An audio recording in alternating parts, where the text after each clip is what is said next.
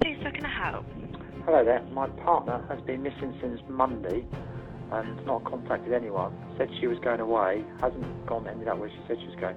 So we just decided we should report it. In our first case today, we will talk about Helen Bailey and her mysterious disappearance and the terrible place where she was found months later. We will witness the unexpected and disturbing end of two tourists traveling from Norway to Morocco. Brace yourselves. We're stepping into the crime scene now.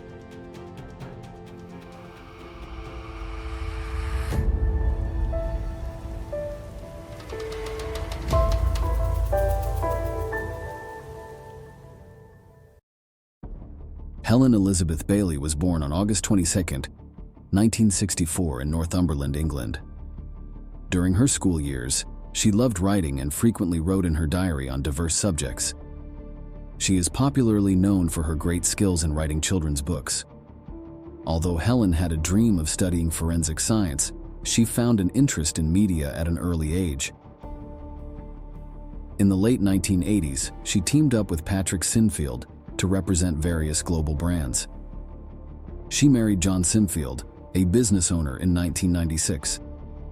Around the same time, she started devoting more attention to writing children's and young adult literature. Helen showed her creativity and quickly progressed in her career, gaining popularity among a broad readership. While vacationing with her husband in Barbados in 2011, a tragic event had a profound effect on Helen's life. While relaxing on a chair in the sun, she heard her husband John's shouts for help as he was swept away by a wave and tragically drowned.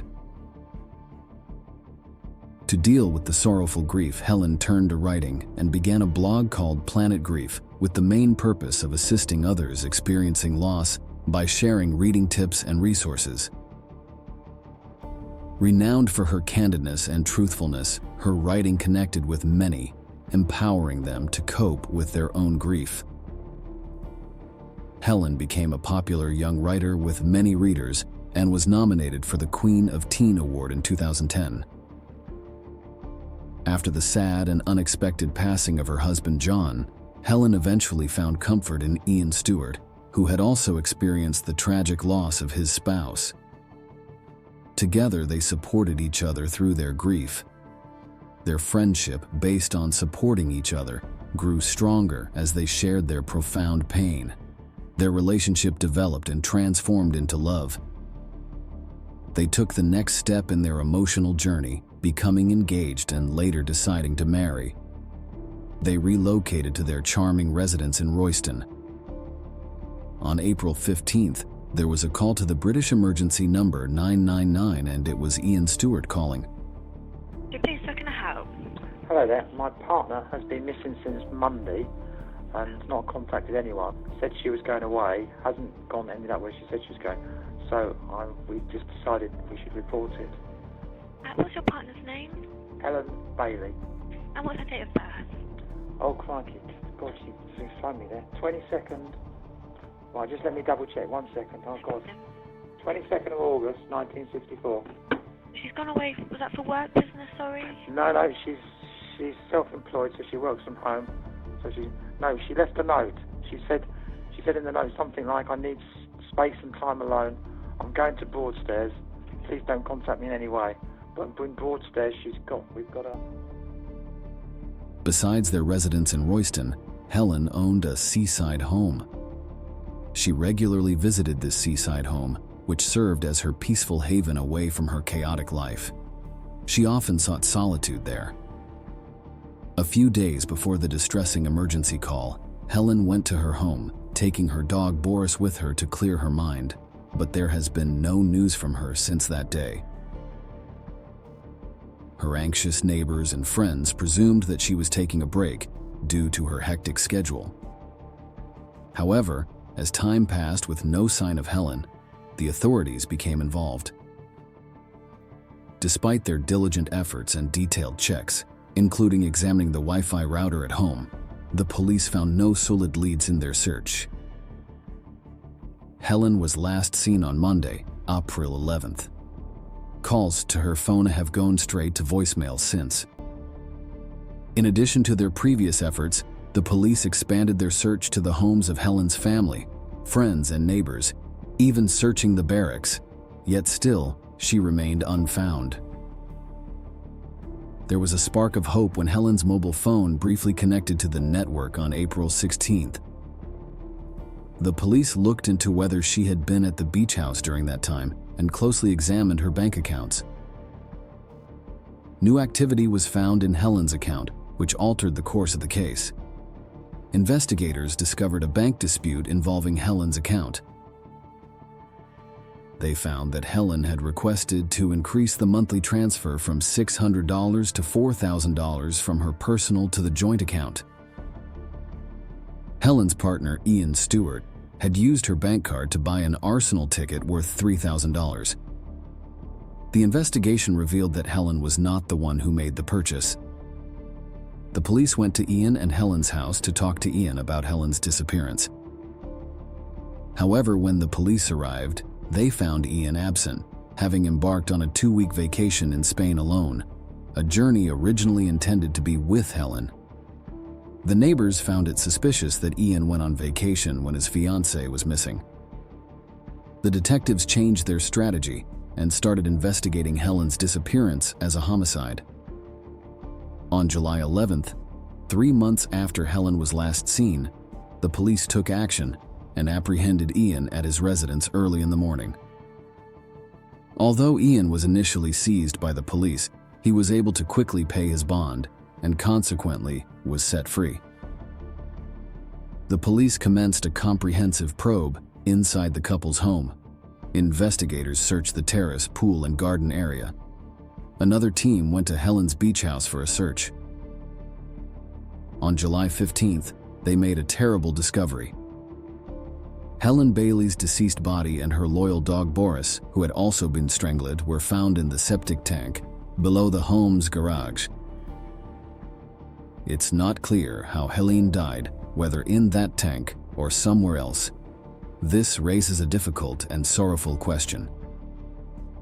On July 16th, Stewart was accused of murder, obstructing justice, and showing disrespect to a corpse. In a calculated move to divert the police's attention following Helen's disappearance, Ian strategically parked his car over the septic tank. He had been planning Helen's demise for a while. Helen wrote her will in 2012, leaving her properties to her brother, stepson, and Jenny. 2 years later, in 2014, she changed it to favor her fiancé, securing his financial future. Helen also purchased a life insurance policy for him. Helen had been receiving medication for sleep issues months before her death, a vulnerability Ian exploited by overdosing her to cloud her thinking. Helen realized changes in her energy and sleeping habits, and, seeking answers, she turned to her computer for research on April 11th. Ian planned this day from before. Initially, he made Helen unconscious. Then, he killed her by choking and dumped her and the dog into the tank under the garage. After his heartless and cold-blooded crime, he kept moving money from Helen's account to his own. He was caught on camera disposing of the duvet in the waste disposal, a suspicious action that contrasted sharply with his subsequent meeting with Helen's lawyer to discuss the rapid sale of items in the house. Helen's relatives and friends grew increasingly worried when they failed to hear from her. Naturally, they got in touch with Ian. Following his interactions with Helen's worried relatives and friends, Ian reported her as missing to the police. However, Ian had not anticipated that his web of lies would soon unravel and be exposed. He said Helen and Boris had been abducted on April 11th by Nick and Joe. Ian stated that he didn't inform the authorities to safeguard Helen and that the kidnappers requested a ransom of $500,000. It was alleged that Ian's last communication with Helen occurred on April 15th, supposedly through a cell phone belonging to one of the men 4 days after her disappearance. However, this statement was proven false in court. On February 22, 2017, a jury found him guilty of murdering Helen Bailey. The following day, Ian Stewart appeared in Crown Court and received a minimum sentence of 34 years in prison. He will only be eligible for parole at 90 years old and will spend the remainder of his natural life behind bars. As the investigation into the 2010 death of Ian Stewart's former wife, Diane, continued, experts delved deeper to uncover the truth of her demise. Diane died due to an epileptic seizure, and her brain tissue was donated to medical science. The tests on Diane's donated brain tissue showed that she had suffered from oxygen deprivation for up to an hour before her death. Ian Stewart was also convicted of the murder and given a life sentence with no chance of parole. Though surrounded by tragic circumstances in her death, Helen Bailey remains remembered as the kind-hearted and inspiring figure, touching many lives with her compassion and integrity. Unfortunately, her life ended in a tragic and saddening manner. Before we dive into our next story, if you could take a moment to hit that like button, it would mean the world to us. A single click for you is a huge boost of encouragement for us. Louisa Jespersen was born in 1994 in Ikast, Denmark, where she grew up. Even though she was only 24, Louisa had already visited various countries such as Argentina and Norway. In 2017 and 2018, she applied for a polar expedition, which required trekking 300 kilometers on foot in the Arctic wilderness. Unfortunately, her application was unsuccessful, and she and her best friend, Maren Ueland, began planning their next expedition. Maren Ueland was born in 1990 in Bryne, a small town in Norway. She was a shy child who evolved into an adventurous and idealistic young woman. Her family described her as someone who eschewed materialistic values, finding greater joy in simpler pleasures. Christmas celebrations did not bring her joy. Instead, she found solace in nature. The two young women's lives changed significantly when they met. They both loved to travel and made it an integral part of their professions. As best friends, they moved into a new home and planned their biggest adventure yet. Opting for a change of scenery, they planned a month-long trip to Morocco, drawn to its diverse culture and stunning coastal landscapes. Although Morocco is known as a family-friendly holiday spot, the 2018 tensions created a risk for tourists due to ISIS posing a serious threat to civilians. Because Morocco is an Islamic country, some tourists avoided the region. Although the country is generally safe for foreigners, ISIS recruitment persisted. Over 1,600 individuals connected to ISIS, a known terrorist organization, have arrived in Morocco. Amidst the rising tensions, Louisa's mother, feeling uneasy, strongly urged her daughter to reconsider and cancel the trip. Louisa made sure her mother believed that she and Maren had taken all necessary precautions to stay safe during their journey. Remaining steadfast in their determination, Louisa and Maren set off from Oslo and, after a journey spanning a day, arrived in Marrakesh on December 9th. They spent about a week there, engaging with the locals and meeting a mountain guide for a trekking expedition. Their main destination was a sparsely populated village in the Atlas Mountains, renowned as a popular travel destination and home to North Africa's highest peak, towering at approximately 14,000 feet. The girls started their ascent towards the peak and planned to reach the village the following day. They hoped to rent a room and enjoy a warm meal. They prepared for their night in the mountains by setting up their tents on flat ground. As they embarked on their long-awaited journey, a video emerged on social media depicting 4 men identified as members of ISIS. The men, all in their 30s and hailing from Marrakesh, had been clandestinely planning a terror attack. They were getting ready to travel to the Atlas Mountains to carry out the attack.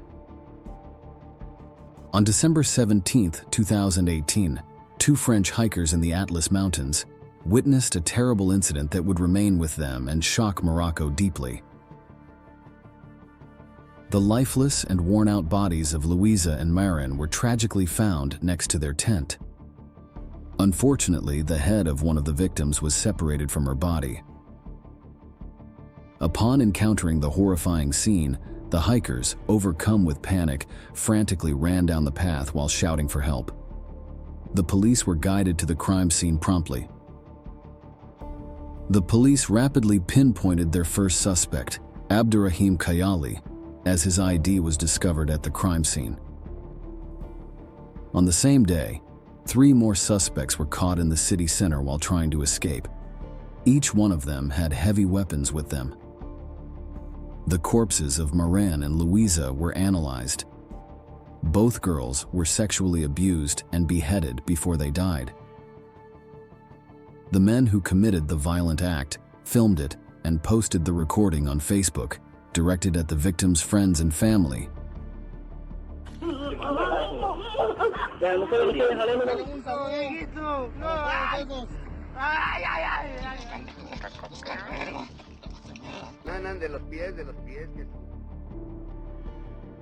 The events of that night were later revealed.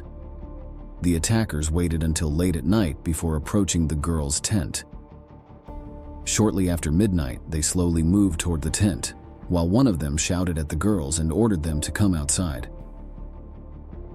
As he reached for the tent zipper and saw Louisa defenseless inside, the young girl valiantly tried to block the attackers' entry. Then, they began slashing the tent with their knives. Louisa somehow managed to escape the tent, but suffered numerous stab wounds. The court records show that Maren was stabbed in her chest, back, and arms while remaining motionless inside the tent. Another detail that made the case so horrifying was the death video recorded by the attackers. Louisa was lying face down in her underwear as one of the assailants began to behead her. 24 individuals were charged in relation to the murders, with 3 facing murder charges and 23 facing terrorism charges. The video produced by the men before the attack was used as evidence, indicating their conspiracy to commit a terrorist attack against tourists. Further investigations revealed that the attackers had intentionally targeted tourist locations. The attackers briefly followed Louisa and Maren before causing their death. It was reported that the killings were done to impress ISIS. The men who wanted to join the organization but were refused thought that these killings would show their abilities. The bodies of Louisa and Maren were brought back to their hometowns on December 21, 2018. Louisa's funeral was held in Denmark, with the attendance of Prime Minister Lars Rasmussen. On January 23rd, Maren was buried in Norway. The Moroccan ambassador was one of those who attended the funeral. Authorities determined that the men acted independently despite pledging allegiance to ISIS. To safeguard Morocco's tourism image, the media focused on reporting only neck injuries, a cautious approach that glossed over the graver fact that both women were brutally raped. The goal was to prevent the area from being viewed as unsafe. 3 of the attackers were sentenced to the death penalty in July 2019 for their roles in the murders. The attackers' lawyers stated that they had low education levels and modest backgrounds. On October 31st, the anti-terror court confirmed the death penalty. The other 20 accused individuals involved in the incident received prison sentences lasting from 5 to 30 years. Before we conclude this video, please be aware that the video on the left may be disturbing. It is recommended for adult viewing only. On the right, you'll find a playlist of videos that have been highly appreciated by our viewers.